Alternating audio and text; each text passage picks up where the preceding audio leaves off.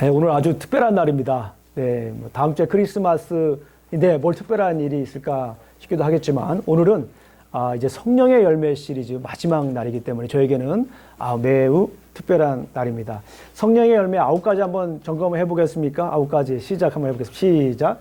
사랑, 희락, 화평, 인내, 자비, 양선, 충성, 온유, 절제. 이 9가지 성령의 열매입니다. 사실 성령의 열매가 9가지 나와 있는데 이 성령의 열매는 몇 가지라고 했습니까? 한 가지예요. 한 가지. 왜냐하면 원어를 이렇게 읽어보니까 성령의 열매가 단수로 되어 있고요. 또 헬라어의 구조 특성상 이 맨 앞에 나와 있는 것, 리스트가 쫙 있으면 여러 개가 이렇게 나열되면 맨 앞에 있는 게 가장 대표적인 특성을 가지고 있습니다. 그래서 성령의 열매는 9가지 열매이죠. 그러나 이제 더 자세히 보게 되면 하나의 열매로 이렇게 정리할 수 있습니다. 그 대신에 9가지 이런 양상이 있다. 그거를 잘 설명해 주고, 사실은 성령의 열매는 사랑의 열매라고 볼 수 있는데 그 사랑의 열매를 잘 설명해 주고 있는 성경이 또 있습니다. 거기가 어디라고 그랬죠?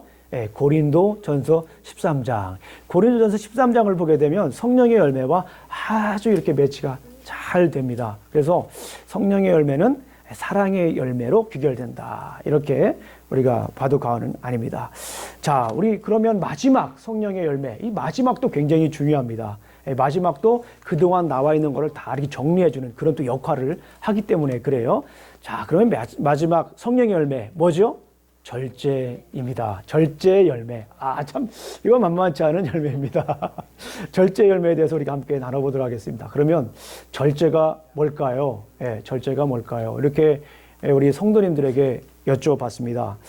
절제가 뭐냐? 이렇게 물어봤더니 우리 성도님들께서 몇 분이 이렇게 답을 해주셨습니다. 목사님, 절제란 때를 기다리는 것이라 생각합니다. 그렇죠. 절제라고 하는 것은 때를 기다리는 것입니다. 글로 표현하면 이도 간단한 것인데 삶을 통한 절제가 그렇게 힘드네요. 자이나 타이에 의해 무너지는 게 아닐까요? 목사님, 2020년 새해에는 주님과 동행하는 해가 되시기를 소망합니다.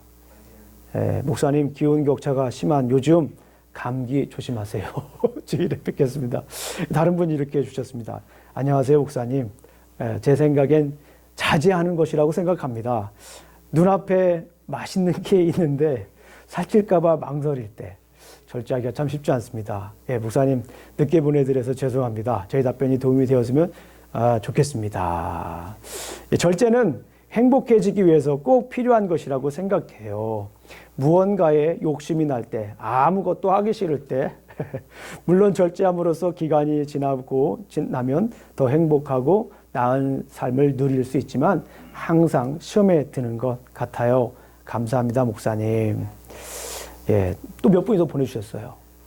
절제하면 유혹이 떠오릅니다. 절제는 시간과 물질에 대해서 자제가 필요합니다.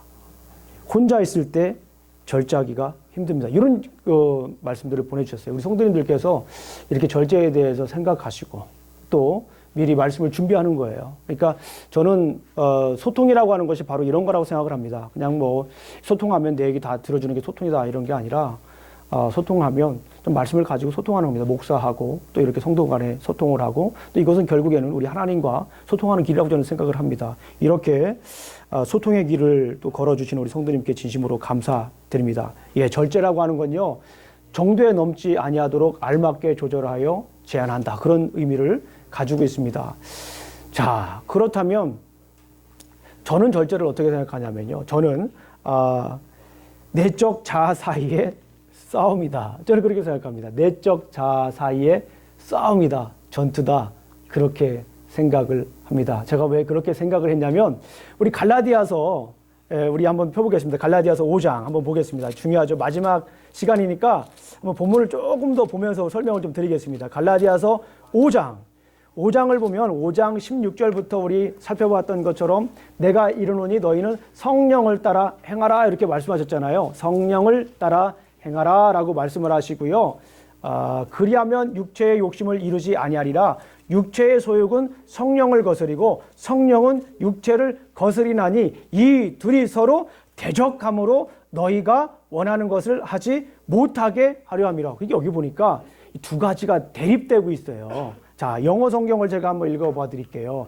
이 17절을 ESV라고 하는 영어 성경을 보게 되면 우리가 조금 더 이해가 확실해집니다. 아주 번역이 잘 된 버전입니다. For the desires of the flesh are against the spirit, and the desires of the spirit. 여기 보니까 두 개가 있는 거예요. The desires of the flesh하고 desires of the spirit. 이 두 개가 아주 그냥 대립돼 있어요. 이걸 여기에서 이렇게 막 보여주고 있습니다. 이 두 개가 있다, 싸운다, 이런 얘기하는 거예요. 그리고 나서 19절부터 21절까지는 desires of the flesh, 육체의 소욕에 해당되는 것들을 쫙 기록이 되어 있습니다. 제가 세보니까 15개더라고요. 그리고 22절부터 23절까지 보니까 성령의 열매, 그러니까 desires of the spirit, 이것에 대해서 얘기를 하고 있어요. 몇 개입니까? 성령의 열매 9가지가 이 안에 있어요. 이게 두 개가 대립되어 있다라고 하는 거예요. 그러니까 이 두 개가 대립되면서 싸우는 거예요. 이거가 절제와 관련이 있다. 저는 그렇게 생각을 합니다. 육체의 소욕이 어떤 것이 있습니까? 뭐 음행과 더러운 것과 호색과 우상 숭배와 주술과 원수 맺는 것과 몇 개 있다고 그랬어요. 세보니까 15개. 15가지를 쫙 이렇게 기록됐는데 혹시 15개를 읽어가면서 해당되는 것이 좀 10개 이상 된 분 있어요, 여기? 이런 거 안 해보셨죠? 그냥 읽으셨죠? 예. 제가 이 15가지를 3가지로 한번 요약해 보았습니다. 물론 성령 시리즈 할 때 제가 처음 말씀드렸지만 이 15가지 이 육체의 소욕을 3가지로 한번 정리해 보았습니다. 뭐라고 그랬죠? 돈, 권력, 성입니다. 다시 한번 해보겠습니다. 시작. 돈, 권력, 성. 이 중에 2가지 이상이 해당되시는 분 한번 손 들어보세요. 네. 예, 사실은 이 3가지가 다 해당될 수도 있습니다, 우리에게. 자, 이 돈, 권력, 성이라고 하는 건요, 고대로부터 막 이어온 거예요. 그냥 오늘날만 있는 게 아닙니다. 고대로부터 이어왔던 아주 유명한, 뿌리 깊은 이 유혹들입니다. 예, 돈이라고 하는 건 만몬신이 있었어요, 옛날에. 만몬신. 많이 들어봤죠? 그리고 이 권력이라고 하는 것은 마르스, 이런 신들이 고대로부터 막 지금까지 쭈르르 내려오고 있단 말이죠. 그리고 마지막으로 성, 아프로디테, 이렇게 고대로부터 계속해서 이어졌다라고 하는 것입니다. 이런 것과 싸워서 이기는 것, 이길 수 있는 힘이 바로 이제 절제력이다, 이렇게 우리가 볼 수가 있습니다. 그렇다면 우리가 이 절제의 열매를, 이런 것에, 이런 유혹들에 대해서 절제의 열매를 어떻게 맺을까? 한번 성경에서 말하는 것을 우리가 한번 살펴보도록 하겠습니다. 자, 성령의 열매를 맺기 위해서, 특별히 절제의 열매를 맺기 위해서 우리가 알아야 될 것, 자, 3가지. 그동안 계속했죠. 성령의 열매를 하면서 3가지 스텝이 있었습니다. 3가지 그래머리컬 포인트가 있었습니다. 첫 번째는 뭐였죠? 예, 우리가 이제는 한번 얘기할 때가 됐습니다. 시작.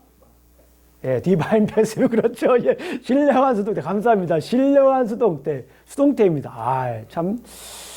신앙생활을 하면서 이 수동태를 깨닫게 되면 우리 영적으로 도약합니다. 저는 그런 생각을 해요. 신앙이라고 하는 것은 결국에는 수동태다.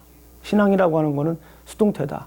세상에서 말하는 것은 네가 주인이고 네가 해야 되고 네가 주도적으로 해서 네가 아름다운 열매를 맺는 것이 훌륭한 사람이고 성공이다라고 얘기를 하지만 성경을 아무리 읽어보고 연구를 해봐도 성경에서 얘기하는 가치는 뭐냐면 수동태예요. 내가 할 수 있는 것이 아니라 주님께서 할 수 있다라고 하는 거예요. 내가 할 수 있는 게 아니라 주님의 힘으로만 가능합니다. 절제 열매, 참 우리 힘으로, 우리 스스로가 할 수 있을까요? 저는 힘든 것 같아요. 저 스스로는 힘들어요. 우리 주님이 도와주셔야 돼요.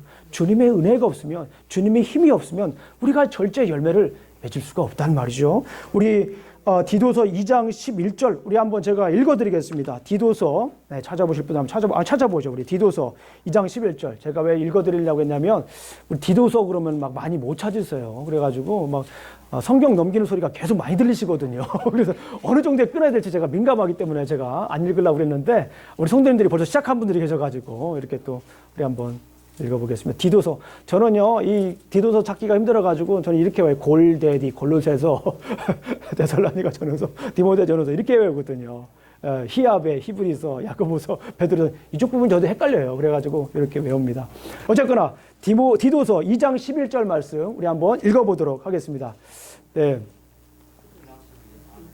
시작. 모든 사람에게 구원을 주시는 하나님의 은혜가 나타나 우리를 양육하시되 경건하지 않은 것과 이 세상의 정욕을 다 버리고 신중함과 의로움과 경건함으로 이 세상에 살고, 여기 보니까 모든 사람에게 구원을 주신 하나님의 은혜가, 그런데 하나님의 은혜가, 이게 하나님의 은혜라고 하는 걸 다른 말로 표현하면 divine passive, 내가 스스로 할 수 있는 게 아니라 하나님이 도와주셔야 된다. 하나님이 능력을 주셔야 된다. 그래야 우리가 절제 열매를 맺을 수 있다. 그래야 우리가 싸워서 이길 수 있다라고 하는 거예요. 우리 스스로 싸워서 이길 수 있다라고 하면요, 넘어집니다.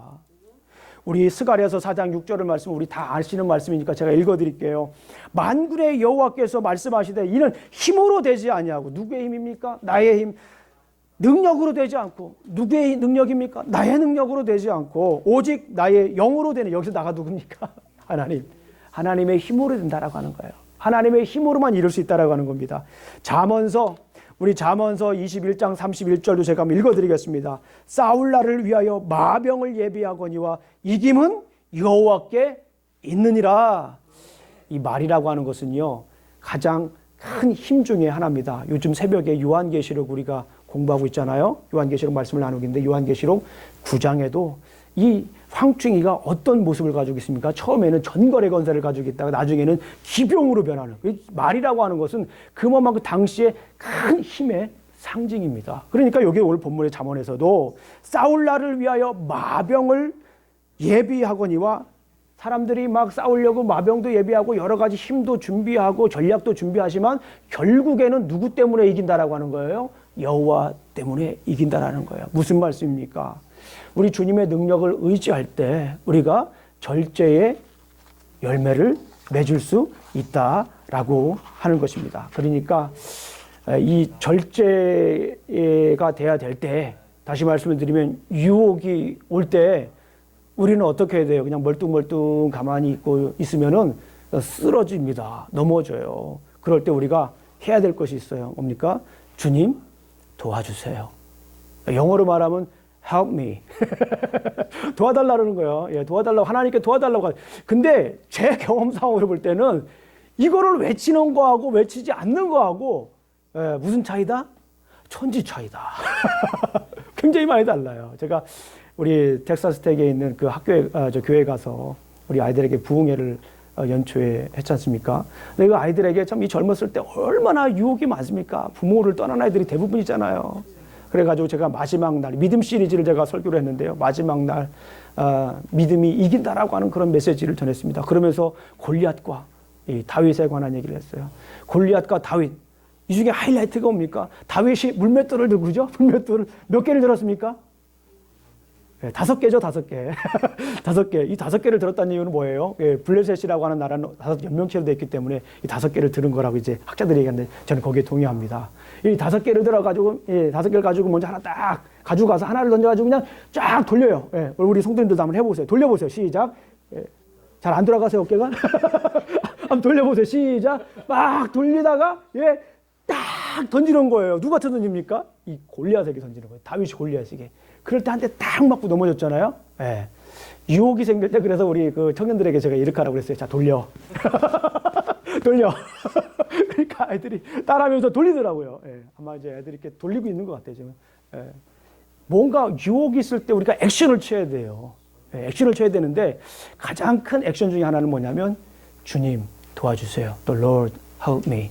도와주세요. 이거 굉장히 파워풀한 겁니다. 내가 스스로 거기에서 이기려고, 자, 죄송합니다. 예, 좀 속어지만 버팅기면 넘어집니다. 내가 스스로 이기려고 거기서 그냥 안간힘을 쓰게 되면 넘어집니다. 그때 어떻게 하라고요? 예, 돌리세요. 돌리면서 말씀하세요. Help me, the Lord. 도와주세요. 우리 주님 도와주세요. 저는 약합니다. 주님 도와주세요. 누구의 능력을 의지하자라고 하는 겁니까? 하나님의 능력을 우리가 의지해야, 주님의 능력을 우리가 의지할 때 우리가 절제의 열매를 맺을 수가 있습니다. 두 번째는, 첫 번째는 divine passive. 이거는 신령한 수동태입니다. 아, 신앙은 뭐다? 수동태다. 따라해보겠습니다. 신앙은 수동태다. 얼마나 멋진 말씀입니까? 신앙은 수동태다. 예, 세상에서는 능동태를 강조하지만 우리 성경은 수동태를 강조합니다. 아무리 성경을 연구해봐도 이 수동태예요.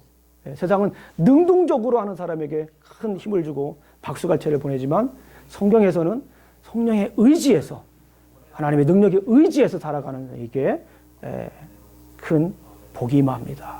두 번째는 뭐냐면 명령형입니다. 명령형. 명령형이라고 하는 것은 무엇과 관련된다고 그랬어요? 명령형이라고 하는 것은 우리의 사명과 관련이 있다라고 하는 거예요. 주님의 명령입니다. 우리에게 힘 주시는 분의 명령인 거예요. 누구 명령이라고요? 주님의 명령입니다. 주님의 명령 따라가는 거, 따라가기만 하는 거예요. 그게 바로 수동태이기도 하죠. 예, 주님의 명령을 따라, 기필코 주님의 명령을 따라가는 거. 그것을 우리가 사명이라고 합니다. 우리 그리스도인들에게 우리에게 사명을 주셨어요. 김영중 목사에게만 사명을 준 게 아니라 우리 각 성도님들에게 그런 사명을 주셨어요. 따라해 보겠습니다. 나는 사명자다.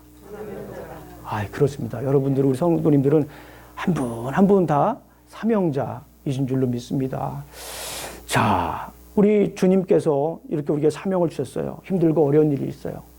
이 유혹이, 템테이션이 오게 되면 참 힘듭니다. 싸우기가 쉽지 않아요. 이것에 넘어가요, 자꾸 사람들이.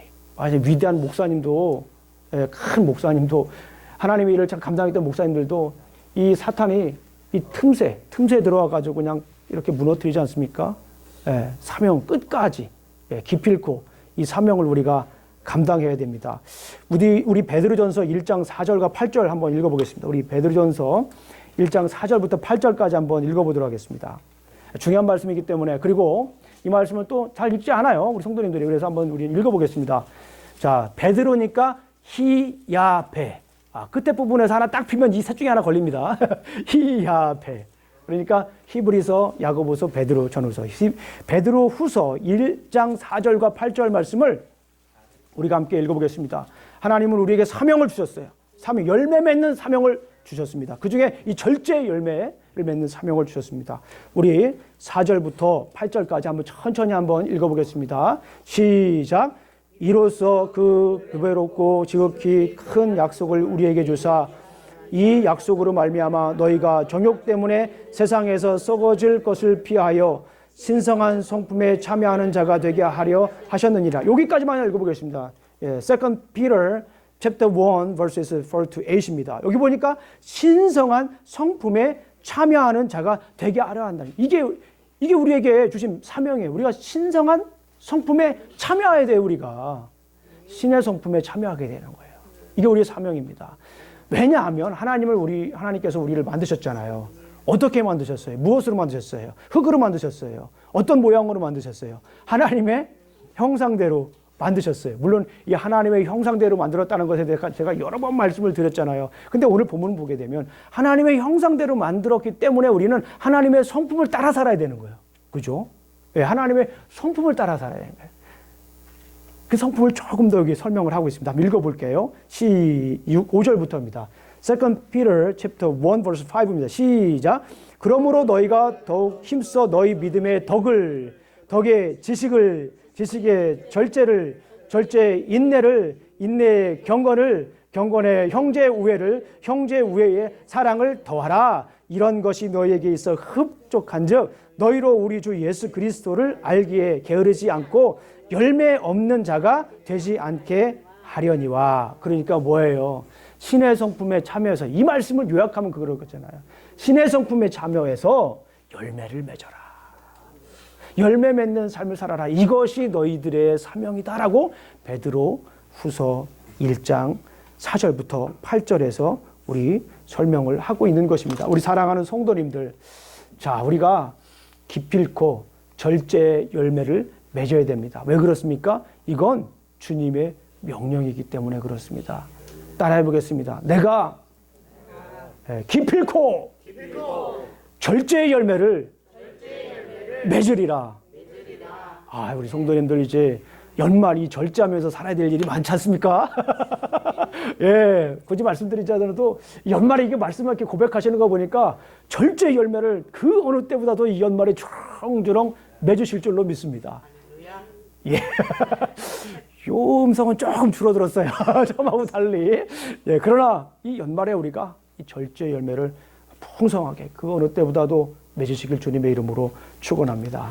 이 마지막입니다. 벌써 마지막 세 번째는 이제 뭐였죠? 현재형. 첫 번째는 뭐였습니까? 성령 충만함을 받으라 할 때 우리가 생각해야 될 게 첫 번째는 수동태 디바인 패시브, 두 번째는 명령형. 이거는 사명과 관련되어 있습니다. 세 번째 마지막은 현재형. 현재형이라고 하는 것은 뭐냐면 따라해 보겠습니다. 포기하지 말라.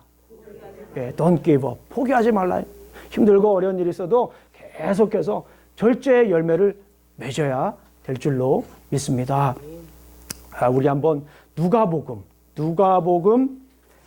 9장 23절을 한번 보겠습니다. 예. 현재형이라고 하는 것은 continuous action, 예, ongoing action. 끝까지 우리가 이루어야 될 열매입니다. 누가복음 9장 23절, Luke chapter 9 verse 23입니다. 너무나도 잘 아시는 말씀이에요. 자, 한번 우리가 읽어보겠습니다. 시작. 또 무리에게 이르시되 누구든지 나를 따라오거든 자기를 부인하고 날마다 제 십자가를 지고 나를 따를 것이니라. 아하. 이 말씀은 우리가 참 많이 알고 있는 말씀이에요. 여기 중요한 게 뭐냐면 날마다, 그죠? 예, 날마다. 이거는 뭐예요? 계속해서 끊임없이 그런 거예요. 자기를 부인하고 뭐예요? 자기를 부인하고 자기 십자가를 지고 따라오라 이런 말씀이에요. 근데 이 부분에 대해서 많은 분들이 좀 오해를 하고 있습니다. 막 그냥 날마다 자기를 부인하고 십자가를 지고 이거 정말 이것 때문에 신앙생활하기 너무 힘들 수도 있습니다. 그래서 뭐 날마다 자기를 부인하고 십자가를 져야 되면은 말이야.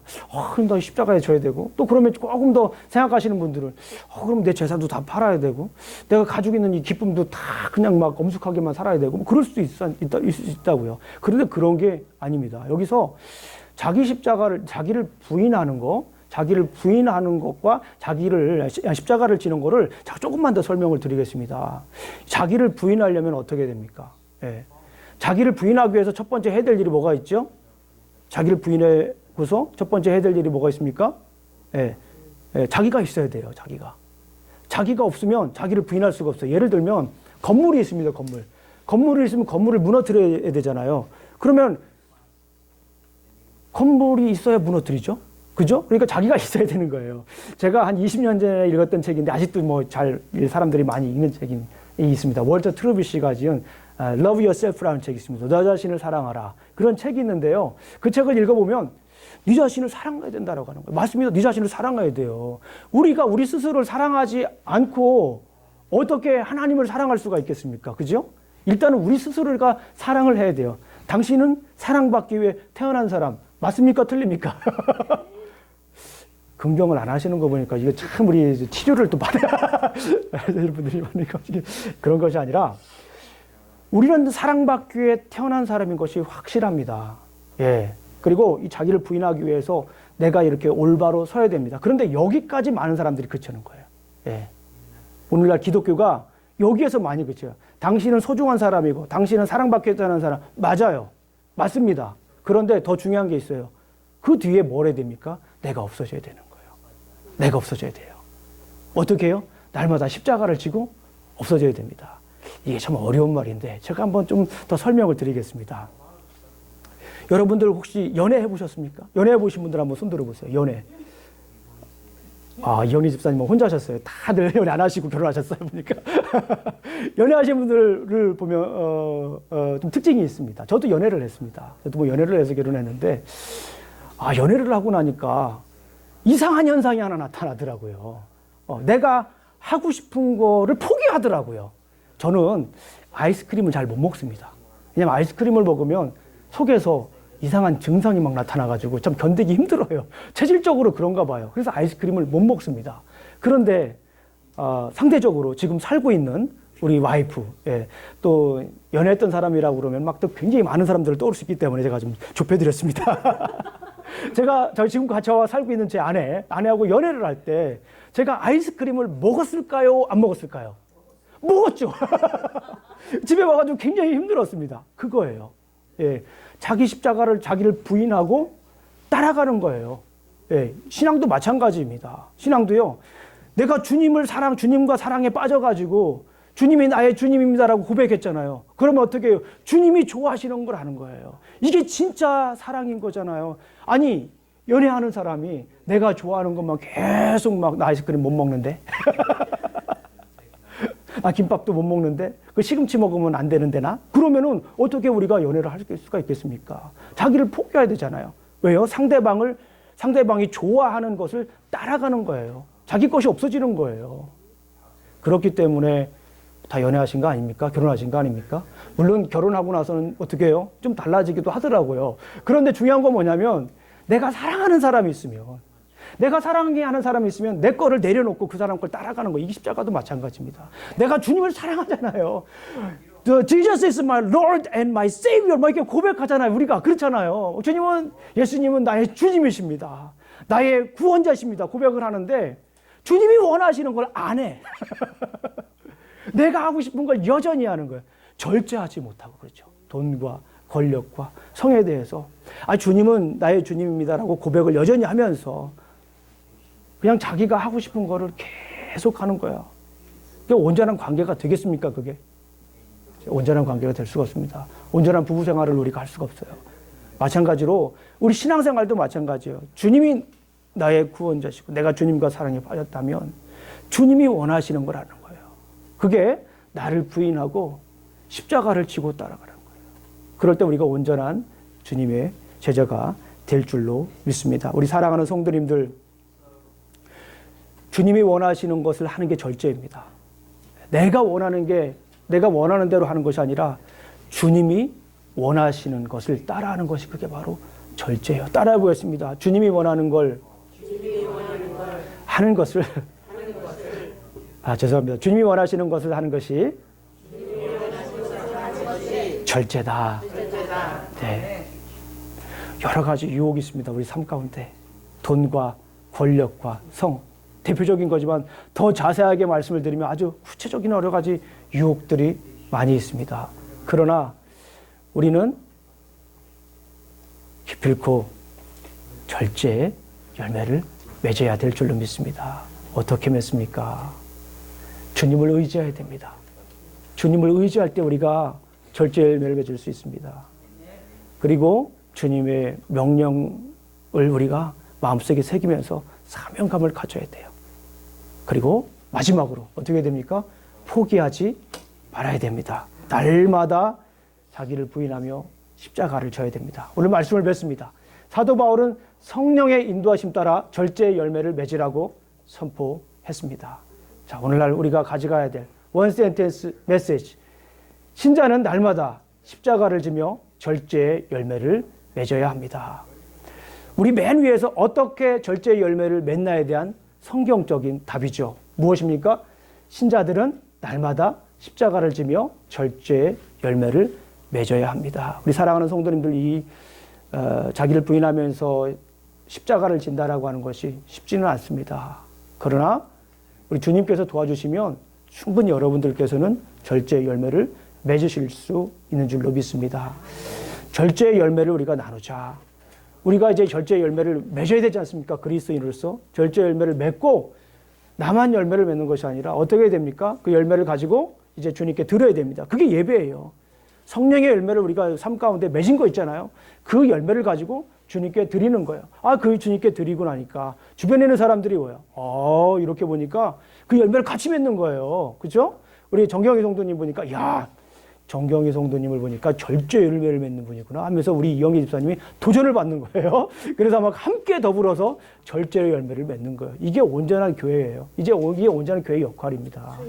우리가 함께 더불어서 주님께서 우리에게 명령하신 절제 열매를 날마다 맺으시기를 주님의 이름으로 축원합니다. 특별히 이제 우리 연말이 다가왔어요. 우리가 그 어느 때보다도 이 절제의 열매를 맺어야 할 때입니다. 우리 사랑하는 성도님들, 절제 열매를 풍성히 맺어서 주님께 드리고 나누시는 귀한 삶 되시기를 주님의 이름으로 축원합니다. 자, 우리 마지막으로 제가 성경 구절 하나 말씀 읽어드리고 마치도록 하겠습니다. 디모데전서 6장 12절 말씀입니다. 믿음의 선한 싸움을 싸우라. 영생을 취하라. 이를 위하여 내가 부르심을 받았도다. 우리 사랑하는 성도님들, 이 절제의 열매를 맺는 것은 믿음의 선한 싸움입니다. 이 싸움에서 반드시 기필코 승리하시길 주님의 이름으로 축원합니다. 우리 사랑하는 성도님들, 주님을 의지함으로 이 절제 열매를 맺으시길 주님의 이름으로 축원합니다. 사명감을 가지고 끊임없이 포기하지 않고 이 절제 열매를 주님께 온전히 드리시길 주님의 이름으로 축원합니다. 우리 기도하시겠습니다. 아버지 하나님 감사합니다. 오늘도 이렇게 아버지 하나님 귀한 날 주셨습니다. 아버지 하나님, 성령의 열매를 우리가 살펴보았습니다. 사랑이라 화평, 인내자 비양선, 충성 온유 절제, 이 열매를 주님께 드리기를 원합니다. 우리 삶 가운데 성령의 열매를 쭉 풍성하게 맺어서 주님께 온전히 드리고 나누기를 원합니다. 주님께서 도와주셔야 합니다. 주님께서 능력 주셔야 합니다. 주님께서 우리의 삶을 이끌어 주셔야 합니다. 도와주시옵소서. 예수님 이름으로 기도합니다. 아멘.